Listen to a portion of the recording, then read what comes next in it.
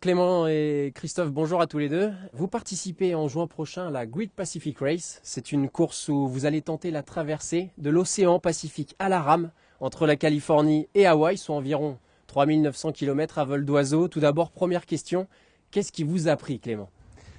Eh bien, en fait, c'est une longue histoire. Christophe et moi sommes cousins.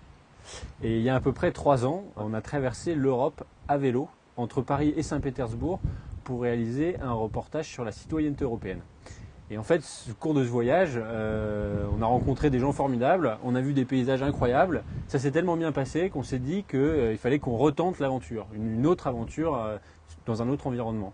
Et il y a à peu près 2 ans, on a découvert l'existence d'une course qui s'appelle la Great Pacific Race dont vous avez parlé. Et on a décidé de se lancer. Voilà, c'était l'occasion puisque en fait, Christophe et moi, on n'est pas marins, on n'a aucune expérience de la mer. Et donc on voulait faire quelque chose dans un cadre. Et voilà, cette course, c'était vraiment l'opportunité de se lancer dans cette aventure. L'idée, elle est née parce que vous aviez besoin d'un autre défi après ce tour à vélo? Exactement, donc on a fait la traversée de l'Europe à vélo, 4000 km. Et quand on est arrivé à Saint-Pétersbourg, on s'est dit c'est super. Mais au final, on l'a fait, c'était largement faisable. On voulait aller plus loin dans la performance pour repousser un petit peu nos limites, même beaucoup. Et donc, on a commencé à s'intéresser à la rame océanique. Et la rame océanique, quand on rentre dans le monde, déjà c'est un petit monde, donc on arrive à rencontrer des gens. Et ces personnes-là vous expliquent comment, quand on n'est pas marin, on arrive à se préparer à un projet. Alors évidemment, le projet en vélo, c'était simple. On avait besoin de prendre des vélos, de s'entraîner un petit peu avant et puis de partir. Là, un projet comme ça demande beaucoup plus de préparation. On s'est bien documenté. Et derrière, aujourd'hui, on est prêt à partir. Pourquoi une traversée à la rame, comme vous le disiez, Clément, où vous n'êtes pas tous les deux des marins pur sang, non? Ouais, alors, on n'est pas des marins pur sang. Maintenant, au contact des marins, on a compris que c'était possible. Ce qui est sûr, c'est que la traversée à la rame, c'est quelque chose qui reste unique dans le monde. Aujourd'hui, il y a 650 personnes qui ont traversé un océan à la rame. Et l'océan Pacifique, donc nous, c'est la course qu'on va faire, c'est San Francisco, Hawaï. Pour l'instant, il y a moins de 40 personnes qui l'ont fait. Évidemment, ce qui nous est arrivé, c'était le côté unique, exploit. Vous partez de zéro, pour ainsi dire. Il va falloir apprendre un peu tout, là. Naviguer, ramer, aussi l'aspect physique, parce que j'imagine que la condition physique doit être parfaite pour partir dans ce genre d'expédition, non? Alors allez, c'est sûr que c'est un projet qui est extrêmement complet, que ce soit pour une préparation en termes de budget, pour trouver les sponsors, que ce soit en préparation physique. C'est très difficile de pouvoir utiliser un bateau comme ça, étant donné qu'on habite en région parisienne, parce que le bateau se trouve en région parisienne, c'est compliqué d'aller en mer régulièrement. Donc on s'entraîne tout simplement sur des rameurs classiques de chambre. Et ensuite, c'est beaucoup de course à pied. L'idée, c'est en fait d'être en très très bonne forme. Et grâce à notre préparation qui est assez spécifique, on va essayer d'augmenter nos performances pendant les 4 derniers mois qui nous restent avant le départ de la course. C'est justement des techniques qui sont assez faciles à apprendre parce que, comme vous le disiez, peu de personnes ont tenté ce genre de traversée. C'est que l'exploit est quand même d'une certaine hauteur, non? Alors, c'est compliqué d'atteindre le bon niveau physique. C'est un effort qui est comme un effort de marathonien, sauf qu'on le répète tous les jours. C'est 10 heures de rame par personne par jour, donc ça fait une grosse part du gâteau qu'il va falloir manger tous les jours, avoir faim pour ça. Pendant environ une cinquantaine de jours. Minimum une cinquantaine de jours, ouais. Et au niveau des techniques de la mer, en fait, justement ce week-end, on rentre d'un week-end de formation à la survie en haute mer, donc une formation faite avec des marins qui font la Route du Rhum, la Solitaire du Figaro, enfin des gars qui ont une expérience de malade. Et c'est pas des techniques qui sont forcément très compliquées. Par contre, il faut l'avoir fait une fois pour pas paniquer.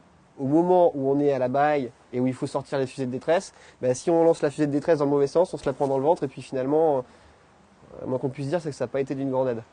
Et Gérard Daboville, je crois que vous l'avez rencontré. On le rappelle, c'est le premier homme à avoir traversé à la rame un océan dans les années 80, en 1980. Cette rencontre, elle a été décisive dans votre projet? Alors tout à fait, même bien avant la rencontre, en fait, Gérard Daboville a été décisif et une grande source d'inspiration pour nous, puisque c'est le pionnier de la rame océanique. Et tous ces bouquins, tous ceux qu'il a écrits, il en a écrit notamment 2 sur ses traversées à la rame. Vraiment, ça nous inspire et ça nous donne envie, ça nous a vraiment donné envie de nous lancer dans cette aventure. Dans cette traversée à la rame, cette course, cette Great Pacific Race, il y aura à peu près, même sûrement 20 équipages engagés. Vous êtes les seuls Français en lice. J'imagine que vous n'y allez pas seulement pour participer quand même. On va essayer de faire une performance, non, à travers le Pacifique. Évidemment, évidemment. Alors, notre objectif, comme on le disait tout à l'heure, on est des marins qui ont peu d'expérience et du coup, notre premier objectif, c'est de terminer la traversée. Maintenant, une fois qu'on sera parti, comme on a un préparateur sportif qui va être en téléassistance, il va pouvoir nous dire comment gérer l'effort. À partir de là, on pourra savoir à quel moment on peut accélérer, à quel moment on va pouvoir dépasser les autres. Et puis sur la fin, s'il y a moyen de se positionner et d'arriver en tête, on ne va pas s'en priver, ça c'est sûr.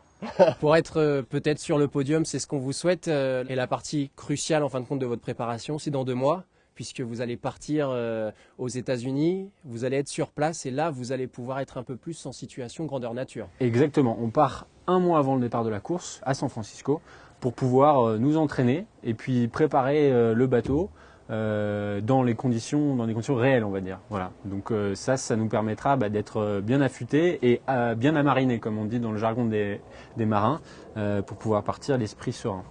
Vous le disiez tout à l'heure, Clément, il y a une dimension historique parce que ce bateau où nous sommes, il a déjà parcouru un petit peu quelques océans, mais il y a aussi la dimension historique parce que si vous réussissez l'exploit de faire cette traversée, vous serez l'équipage le plus jeune qui aura réussi cette traversée. Ça vous trotte beaucoup dans la tête, ça?